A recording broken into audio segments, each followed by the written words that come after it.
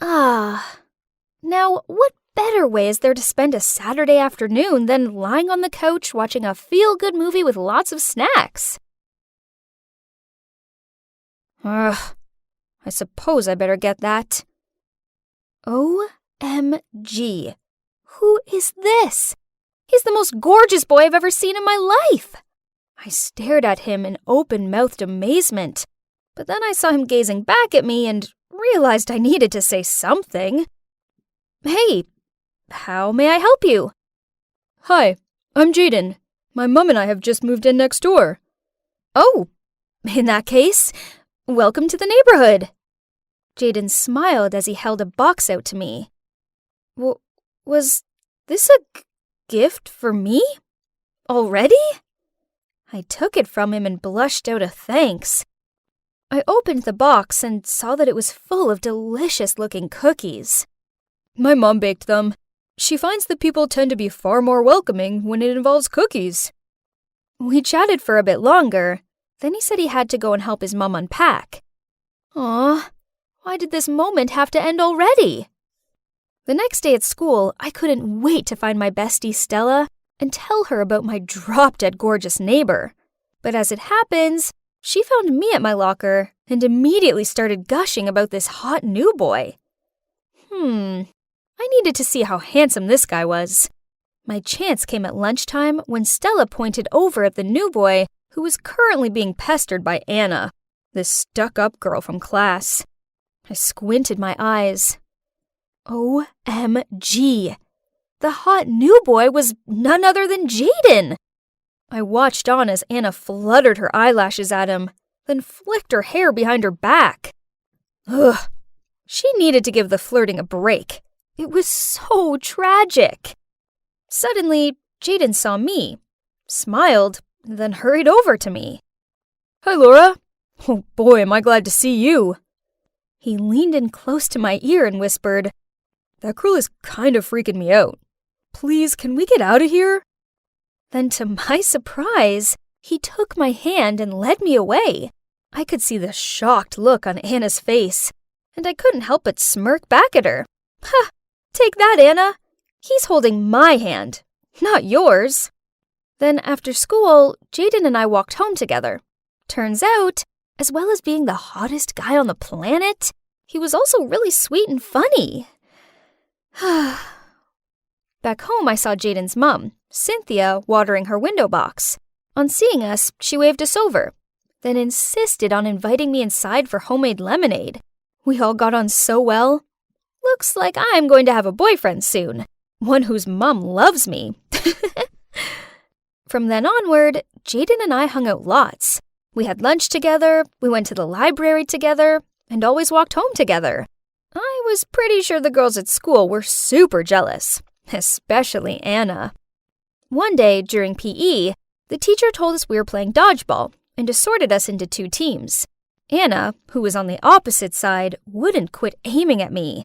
I tried my best to dodge her throws, but bang! She got me! Now, listen to me. Guys like Jaden don't like ordinary girls like you.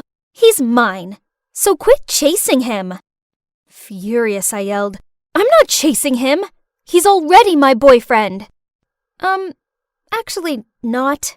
Yet I was pretty sure Jaden liked me too. Just you wait. He'll soon tire of you and come running to me. Ugh! Anna was so annoying. I needed to get my frustrations off my chest, so I ranted to Stella about her. Forget Anna. No one likes her anyway. As for Jaden, it's obvious he likes you. He's just new here and probably feels too shy to ask you out. Yeah, you're probably right. He must just be shy. But, I know Anna won't quit chasing him. Then you should make your relationship with Jaden official. Stella had a point. If Jaden was too shy to ask me out, then maybe I should take the initiative. Then Anna would have no choice but to back off. Ha! Tonight was the night. So I texted Jaden, I need your help with something. Let's meet at 8 p.m. by the slide in the park. But then he messaged back saying he couldn't meet tonight as he had to help his mom with something. Right that moment, my dad arrived home earlier than usual and announced that he was taking me and my sister Megan out for dinner. Ooh, this restaurant looked nice. I walked in alongside Megan and... Huh? What were Jaden and his mom doing here? Then my dad walked over to Cynthia, kissed her on the cheek, and said, "Hello, honey." Jaden and I shared astonished looks. Then we peered at the adults for an explanation. "Laura, Megan, this is Ms. Green, the lady I told you about." What? I mean, I knew Dad was dating a woman named Ms. Green, but I had no idea she was Jaden's mom. Then, before we knew what was happening, Dad got down on one knee and pulled out this diamond ring, then asked her to marry him. And you know what? She said yes! Oh, no. No. They can't marry, 'cause then Jaden will be my brother. Megan looked delighted and hugged them both, while I stared at Jaden in bewilderment. Don't get me wrong, I really want my dad to be happy, but why her? And what about me and Jaden? After that, Cynthia seemed to always be at our house, baking cakes, humming while she dusted and cleaned up, and exchanging gooey looks with my dad. Ew. Then one day, she insisted that Megan and I went wedding dress shopping with her. She tried on this one dress and, yeah, okay, she looked pretty good in it. But when she asked me what I thought about it, I just shook my head and said, well, it's not very flattering, is it? She tried on several more dresses, but I managed to find fault with them all. Then, when I noticed how disheartened she looked, I patted her shoulder and said, "Don't worry, Cynthia. You can always postpone the wedding until you find a suitable dress." She looked a bit taken aback, but then she just smiled at me and said, "That's okay, Laura. I'm going to go with the first one." Ugh. Anyway, now the dress was chosen, so at least I could go home now, right? Wrong. As on the way home, we passed an arcade. Cynthia led us there and then excitedly challenged me to a game of air hockey. Then I said jokingly, "Fine, I'll play, but if you lose, you don't deserve to be my mother." And guess what? She won! Ugh! And worse still, Megan wouldn't quit giving me dirty looks for the comments I'd made. Jeez, I was just joking. What is wrong with you today? I plopped down on the couch and blurted out everything. She'd take my side, right? Turns out, no, she wouldn't. What? You and Jaden aren't even official. But Dad loves Cynthia. They both deserve happiness, so stop being a brat about it. Then she stormed off to her room. Ugh, I feel like I'm going crazy. I have huge feelings towards Jaden, and I know he feels the same. So why can't my sister be mature enough to understand that and support me? I needed to vent to someone. Luckily for me, I had Stella. Why does no one care about my feelings? I can't be Jaden's sister. Sorry, Laura. I don't know what to say. Suddenly, from the nearby table came a lousy voice. So that's the reason why Jaden has to hang out with you? You're pathetic, Laura. Turns out we were so lost in conversation, we didn't notice Anna and her flock sitting at the table behind us. Actually, we've been into each other for ages. It's not our fault our parents made some dumb decision. Anyway, whether we can be together or not, it doesn't change the fact that you bore him so much that he'd choose watching paint dry over being with you. How dare you? She was about to grab my hair, but right at that moment, a hand stopped her. It was Jaden. That afternoon, on our walk home, I finally came clean to Jaden.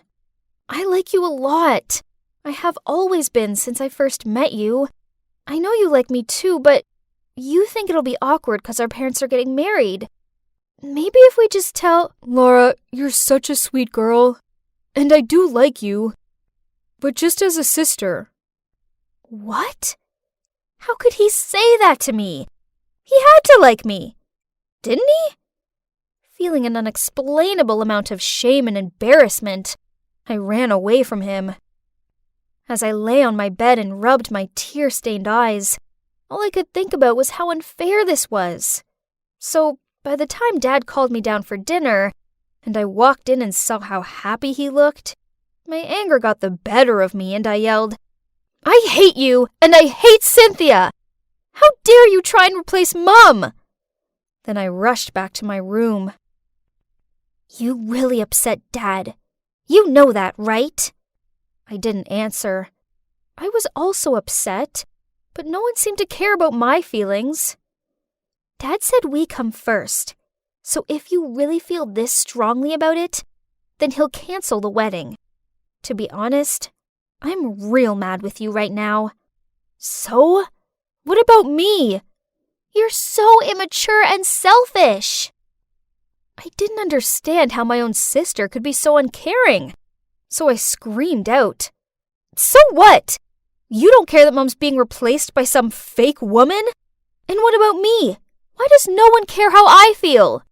Oh my God, Laura, for once, this isn't about you.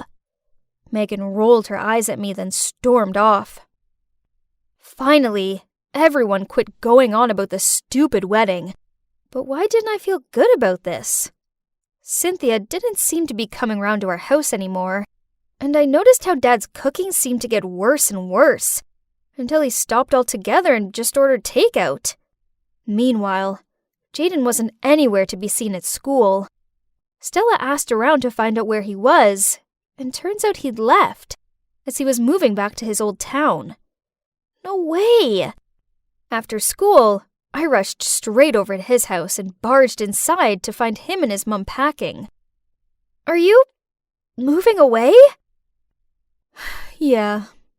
I moved here to settle down and start a new life with Randall, and this house is for Jaden's future. But the wedding's been cancelled, so... I quickly asked Jaden if we could talk outside. My mom's cried so much. Randall's her soulmate, and she can't stay around her if she can't be with him anymore. The most annoying part is that she agrees with him that the kids must come first. So, I hope you're happy now? Oh my God, what have I done? His words were like a stab to my gut. Oh no, this was all my fault. I was so obsessed with Jaden that I didn't stop to think about what was best for everyone else. Without saying another word, I ran back home and burst into the kitchen where Dad was drearily staring into his iced coffee. Dad, you deserve to be happy with Cynthia. So please go and tell her how you feel before she leaves for good. But it was too late. Cynthia and Jaden had gone. Just kidding! Nah, actually, Dad managed to catch Cynthia just in time, and he told her how much he loves her and can't live without her. So, guess what? Yep, they got married, and now they're both happier than ever. I've learned the hard way that being selfish and inconsiderate of other people's feelings for my own gain just makes everyone miserable, including myself. So, now we're one big happy family. And I suppose having Jaden as a brother isn't actually so bad after all. Wow, the International Ballet Contest is being held in New York this year! Oh my God, that must be spectacular! But... oh, how different my life was 5 years ago. I just won the City Ballet Contest, and Dad wouldn't stop grinning with pride. To celebrate, he was driving to get us ice cream. And suddenly, I don't remember much about that day after that. But I lost him. As for me, I survived. But I was left with life-changing injuries. Since then, ballet was no longer a part of my life. And over there is Aunt Robin and my cousin Nancy. They're super excited about the competition. I swear, Nancy has tried on 15 dresses already. Both my aunt and my mum, when she was alive, were gifted ballerinas. So, naturally, Nancy also inherited the ballet genes. She's now a student of the New York City Ballet. This is something I've always wished for, but now can only dream about. Suddenly, a slamming door and shouting startled me. "Joyce, Joyce, Joyce, open the door! It's me, Dylan!" I opened the door and stared wide-eyed at... Huh? Dylan, my half-brother. The last time I saw him was 5 years ago, when my stepmother took him away. What's he doing here? Before I'd had time to react or invite him inside, he rushed over to me. "Sis, you have to save me. I'm gonna have to stay here, okay?" "What? Absolutely not. Do you have any idea whose house this is?" So, it turns out his mom is a gambling addict, so she was in debt and on the run from thugs. Poor Dylan didn't have anyone else to turn to. I managed to persuade my aunt to let Dylan stay with us, although she was adamant that this was only temporary until his mom was found. Being a typical kid hitting their puberty phase, Dylan was not the easiest person to live with. And guess who had to cover for him each time? Yep, me. Last week, he broke the whole stack of dishes. Yesterday, he stuck chewing gum in Nancy's hair. And today, he left his skateboard in the middle of the living room and caused Aunt Robin to fly across the room and land flat on her face. Ouch. Dylan, you have to be more careful. I'll be leaving for college soon, so I won't be here to cover for you. He'll kick you out if you're still like this. Huh? College? Do you mean boring business administration? I thought you liked ballet, don't you? No, that was just the past. Now I don't like it. At all. I don't believe you. Is it just 'cause you're sitting on a wheelchair? Who says being in a wheelchair means you can't continue pursuing your passion for ballet? This left me dumbfounded. His words had awakened something in me, but the reality is not that simple. So I sadly replied, "It's not just that. I don't have any money either. I tried to apply for some part-time jobs, but they don't accept people with disabilities." Sensing my unhappiness at talking about this, Dylan immediately changed the topic. "Okay, let's just forget about those dumb things. Tomorrow, I'm gonna take you shopping." Oh, it's been a long time since I visited the mall. Dylan kept asking me if I like this, like that, but we don't have enough money. Ugh, why doesn't Aunt Robin give us pocket money? Dylan looked so cute at that moment, so I just sat there and laughed, while he frowned and pouted. Then, Dylan suddenly told me to stay still. When he closed his eyes and fumbled around towards 2 people who looked kinda rich, and told them, "Please help us. We have nothing left to eat this week. Please." Oh my God, what was my brother playing at? I froze and couldn't do anything besides look down at the floor. The woman took out the money and was about to hand it to him, but the guy swiped her hand, causing the bill to fall to the ground. Dylan quickly picked it up. Oh my. The man immediately grabbed his wrist. Busted! He threatened to take us to the cops and even asked me to stand up, as he thought I was also pretending. Luckily, the woman said they were in a rush, so they wouldn't make it complicated, so finally they left us alone. We came home, but our hearts were still pumping hard, and I could see Dylan's legs were trembling. Then we went inside to see that my aunt had guests. I gawped when I saw who they were. The rich people from the mall! The 4 of us goggle-eyed at each other in shock. Turns out that woman, Bernie, was my aunt's friend, and the man with her was her son, Philip. They're both famous ballet dancers. Talk about awkward atmosphere! But Nancy seemed oblivious to the tension, as she was too busy fluttering her eyelashes at Philip and twirling her hair around her finger. But the strange thing was, even with my lowered gaze, I could still see Philip looking at me. Then he suddenly asked me, How long have you been like this? I mean, no offense. I'm just curious. So, Aunt Robin started telling them about my life and my condition. Hearing that, Bernie got emotional. She looked at me for a second and asked, "Sweetie, how are things going for you? Are you still doing ballet?" No. She's interested in business now. She'll enroll this fall. Bernie paused for a while, then smiling said, "Oh, that's great. I'm happy that you found yourself something you love." I don't know why I felt so sad, so I excused myself to leave the table. Dylan followed me and handed me an envelope. I looked inside and it was full of money. "I only have this much, but please take it and go take ballet classes again." My heart stopped. How could he afford it? But then he didn't give me time to say anything when he took the money back saying, "Oh, or just let me enroll you." And surprisingly, he really did. Dylan found a center that had scholarships for students with disabilities. Since then, I went back to the ballet. It was like I was alive again. Every day I was eager to wake up to follow my passion. And I was also practicing for the International Ballet Contest in New York. One time after practice, I saw someone over by the door, watching me.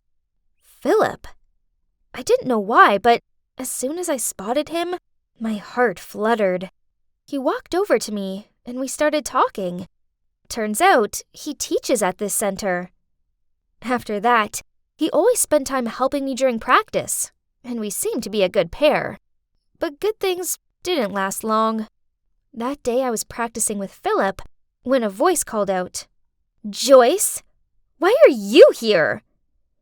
I turned around startled to see a glaring Nancy standing at the door of the practice room.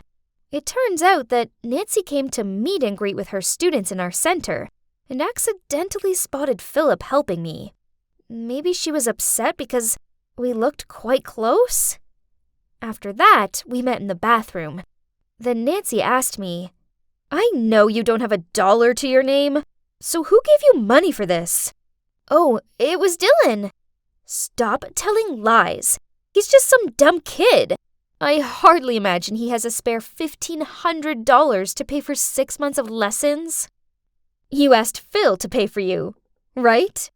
"Stop acting weak to get other sympathy. That doesn't sound like something my sweet cousin would normally do, does it?" So, did Dylan lie to me?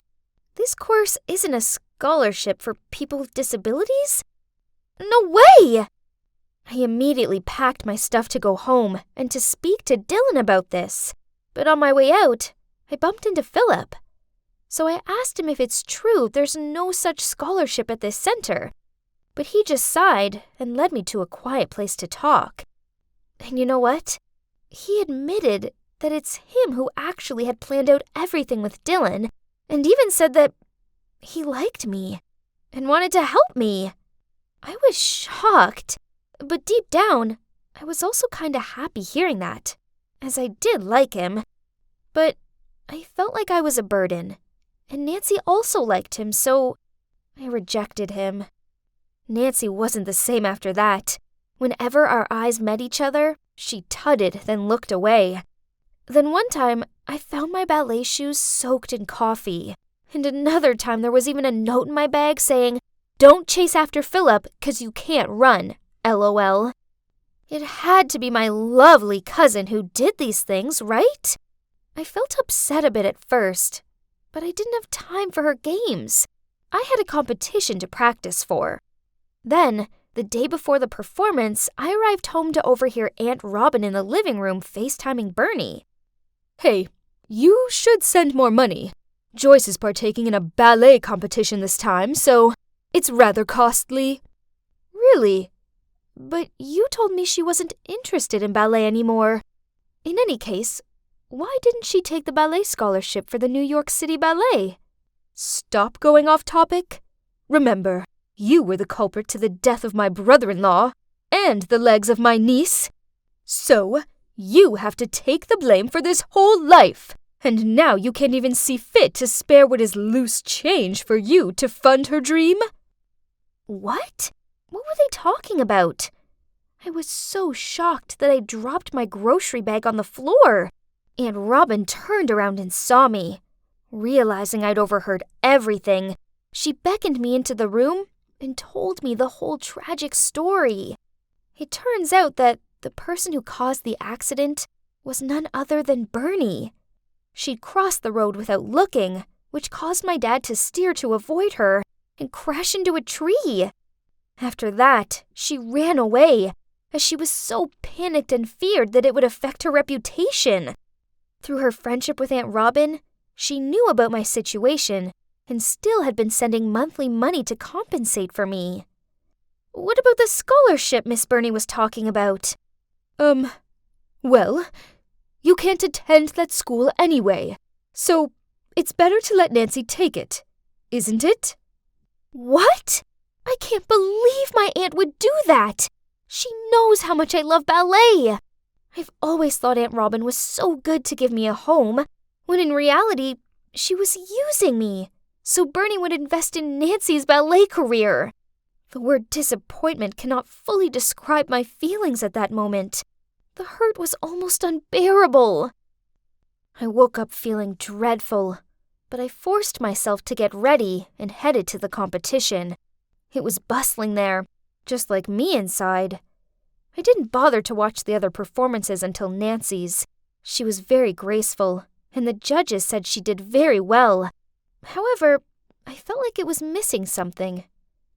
And now, it was my turn. I looked down to the crowd and saw there was Bernie, Dylan, and Philip. They all smiled and clapped their hands when the MC called my name. I took a deep breath and was about to go out on the stage when, passing me, Nancy leaned over and whispered, "Philip doesn't really care about you. He just feels guilty about what his mom did. Don't go embarrass him by messing up." Suddenly, I felt like I couldn't move. I forgot all the movements, and the world was spinning around. But a familiar voice woke me up. "Joyce, you're better than this. We're all here for you, so don't be scared. You're the light. Don't let the dark bother you. Let's shine and show them what you have." I was so touched, and it worked. I regained my spirit and just went with the flow. Like a swan that had been restrained for so long, I just did what I wanted to do. I didn't care about anything, anyone. This moment, I'll live for myself. And maybe the judges felt that too. I burst with happiness to hear that. Ladies and gentlemen, the winner of this contest is Joyce Baker.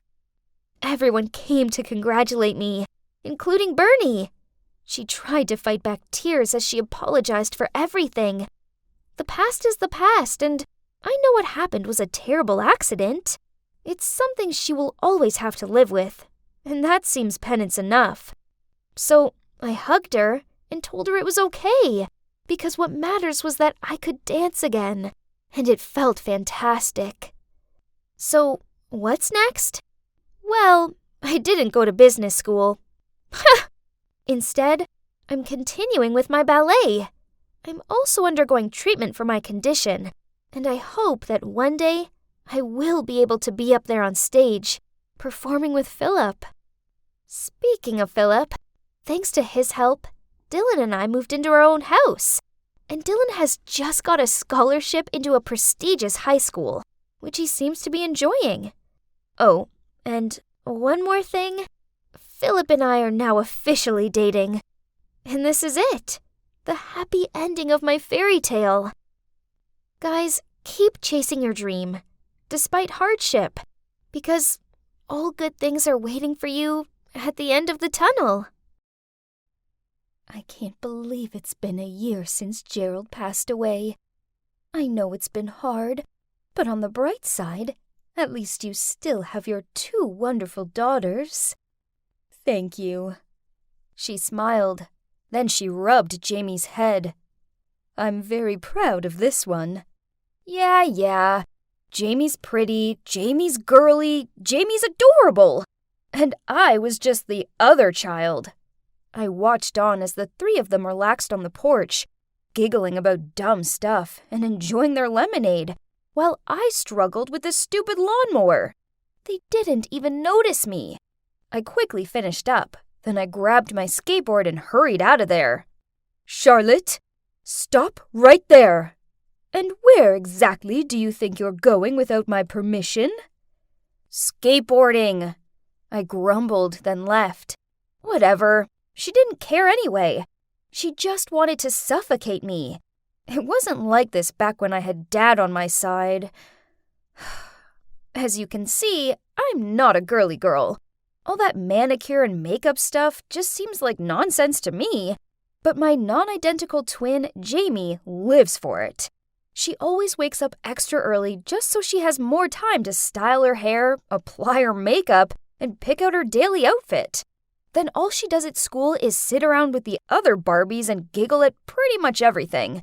But guess that's the kind of girl Mom prefers, as it's blatantly clear that Jamie's her favorite.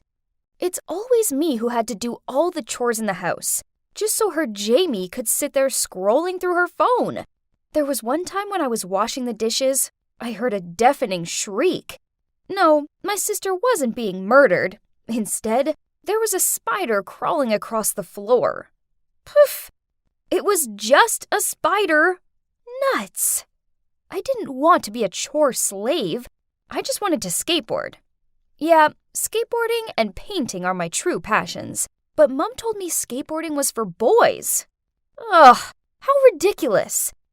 So I often snuck out. There were times I got so into it that I lost track of time and arrived home to Mom's furious eyes.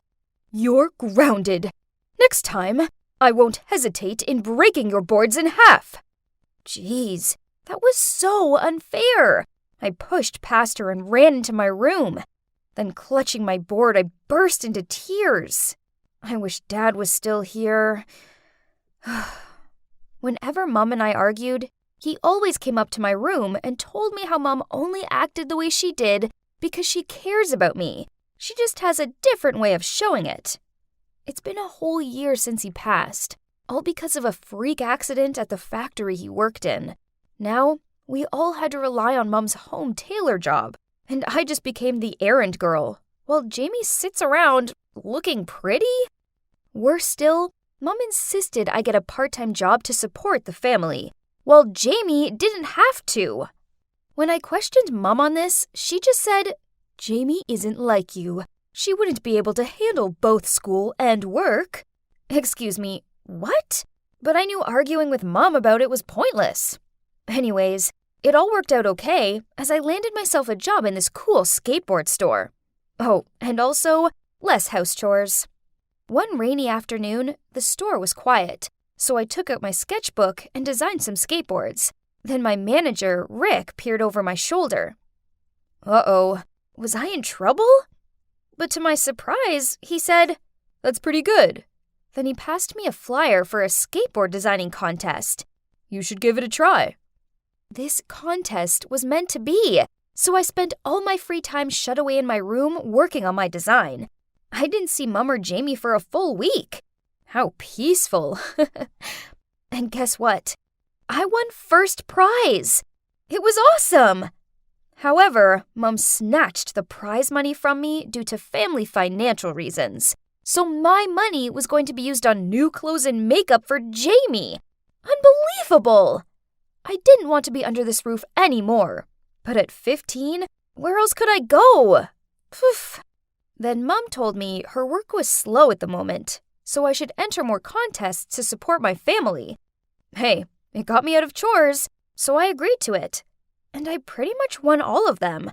But it did annoy me that I didn't get to keep my rewards. Then when I saw Jamie showing off her new shoes, I just wanted to yank them off her feet and throw them at her. Ugh! I thought twins were meant to have some sort of deep connection or something. Not me and Jamie. We couldn't be more different. Finally, I had a day off, so I arranged to go skateboarding with Rick. I grabbed my board and was about to leave when Mom blocked the door. Charlotte, where do you think you're going? Jamie has a date tomorrow, and her dress needs hand washing. What? This was ridiculous. I rolled my eyes and said, in that case, she can wash it herself. Don't take that attitude with me, young lady. You'll do as you're told. Through angry sobs, I screamed at her. I wish you weren't my mom! Then I ran upstairs to my room. Right at that moment, the doorbell rang. My mom calmed down, cleared her throat, and opened the door. Huh? Why was there an expensive-looking car in our driveway? And why was a wealthy-looking couple standing on the doorstep? Curious, I hid behind the wall to see who they were and what they were here for. From my eavesdropping, I found out that the couple was the Barnes. They'd just retired from their jobs working for the government in the Secret Intelligence Department. Mom and Mrs. Barnes were besties in high school, so when they both fell pregnant at the same time, Mom offered to bring their daughter up as her own, so they could go and work away on their secret mission. We've both taken early retirement, and we can finally enjoy life.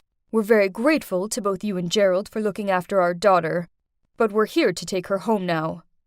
Oh my God! Turns out, one of us was adopted! No wonder we were nothing alike. But was it Jamie or me? Could it be me? I mean, Mom always preferred Jamie, so she could be her biological daughter. I knew they were my real parents. I could feel it. So taking a deep breath, I nervously stepped out to meet them. Jamie, come down here, sweetie. Mom called, and I froze on the spot. I watched on as Jamie appeared, and Mom introduced her to her real parents. She didn't even seem surprised. She just replied, "Yes, I know," then sweetly grinned. I'm so happy that I can finally meet you both. The Barnes cooed over Jamie like she was a puppy or something. Then they got emotional and all. Ugh, it made me want to puke. I ran up to my room, locked the door, and cried. Life was so unfair. Jamie was always the lucky one, while I always got the raw deal out of things. I must have cried myself to sleep, as when I woke up, it was morning. I reached for my phone. Jamie had messaged me. It's sad you missed my farewell dinner. I had a great time living with you. Come and hang out sometime, okay? Poof! I aggressively threw my phone down onto my bed. Bold of her to assume I would ever want to hang out with her. We had nothing in common. Luck alone was an example. Life went on, but without Jamie, as she moved to some rich kid's school. And I continued going to school, work, sneaking out to skateboard, and avoiding Mom as much as possible. Then one chemistry class, while we were carrying out an experiment in the lab, one of my classmates made a mistake. And boom! We were all left looking like Cinderella. And that might have actually been the best thing of that day, since we were dismissed 2 hours early. Excited, I rushed home to get my skateboard, but I knew I needed to sneak past Mom so she didn't accuse me of skipping class. But as I passed the kitchen, I saw her sitting at the table sobbing to herself. What was going on? Suddenly, she stood up and walked out to the backyard. There was a leather notebook and a pen on the kitchen table, so I tiptoed over and took a peek. It looked like her diary. Those freshly written lines were stained with tears. Jamie, my baby, I miss you terribly. I want you to live a wealthy, happy life, so I made the ultimate sacrifice. I tell myself every day that you're now a Barnes, not a Smith anymore. Not my daughter anymore. What? I couldn't trust my own eyes. What did these words mean? Could it be... But even if she mistreats me sometimes, she couldn't be that kind of person, right? I tore out that page, then hurried off to the skate park. Only I couldn't concentrate. It was so bad, I messed up my pop shove-it and landed on my butt. Ugh, this was driving me insane. That evening, Mom appeared in my doorway and asked, Charlotte, what did you do this afternoon? I answered, I told you already. I was at school and then the skate park. Did you see my notebook? The leather one? I shook my head in response. Oh, It's my expense book. I can't remember where I left it." She gave another scan around my room before leaving. When she was out of sight, I immediately pulled out my phone and texted Jamie. "Jamie, I miss you a lot. Can I come over to your house tomorrow?" I needed to see Mr. and Mrs. Barnes. I had to find out what was going on once and for all. Jamie replied she had a date the next day. While I was typing out a reply, she sent me another message. "We can't hang out. Please stop contacting me." Okay, that was weird. Did she sense something was up? I checked Jamie's social network profile and noted down the name of her new school. The next morning, I skipped class, went straight to Jamie's school administrator's office to ask for the Barnes' address. Oh, and of course, I made up a convincing story. Jamie's my sister, but then we found out she's actually the Barnes' biological daughter. Now my mom, who raised Jamie all these years, is really sick, and I need to tell her, but I don't know how to reach her. Perfect! She handed me the address and even wished me luck. There was no point wasting time, so I skated my way round to the Barneses. As I rang on their doorbell, I could feel my heart somersaulting in my chest. I introduced myself as soon as they answered the door. "Hey, I'm Charlotte, Mrs. Smith's daughter, but I strongly believe I'm not Charlotte Smith because I have something to show you." Then I handed them the torn page from my mom's diary. They both turned ghostly pale, and Mr. Barnes even had to grip onto the door frame to steady himself. I felt bad for putting them through this. I mean, what if I was wrong? So I suggested, let's just do a DNA test to be sure. A few days later, the Barnes turned up at our house with Jamie. They slammed 2 DNA test results down in front of Mom. I peered down at them. Whoa! Turns out I really am the Barnes' biological daughter after all. Mom gave this expressionless look, but then in a quiet voice she said, "I just wanted Jamie to have a wealthy and privileged life. She's not as strong as Charlotte. She needs this more. Please don't blame her. She didn't know anything about this." Then she hugged Jamie and cried. Mr. and Mrs. Barnes looked overwhelmed. Finally, Mr. Barnes managed to find the words to say, "Jamie's also like a daughter to us now. We will take care of her like you did with our daughter, but just stay away from us." He pulled Jamie away from Mom and guided her out of the house. Mrs. Barnes hugged me as she started crying. I found myself doing the same. This was my real mom holding me. Whoa, this was so crazy.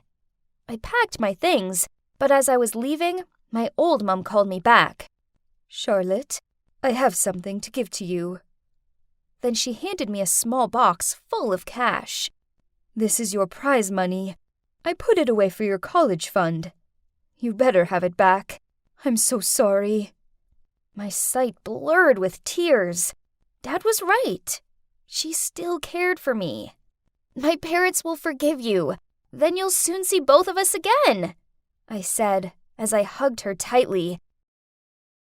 Then I turned and left. A new life was waiting ahead of me.